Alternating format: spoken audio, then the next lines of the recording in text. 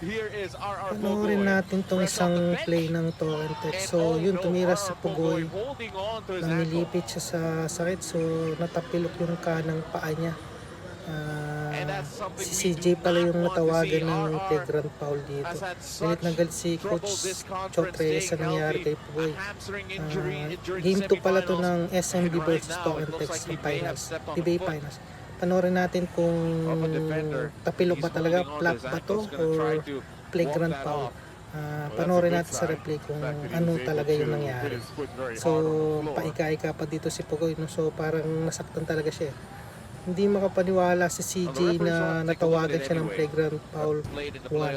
So tingnan natin, dumaan siya sa pick ni Kelly Williams and then jumam shot. So kung makikita natin dito, yung kanang paa ni CJ nakalabas pero iniiwas niya. So yung kaliwang paa ni CJ siya tumama, pero sa tingin ko parang hindi naman natapilok eh, parang flap.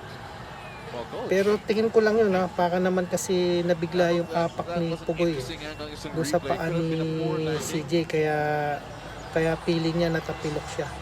Kayo, sa palagay nyo, flap ba or flagrant penalty was si CJ?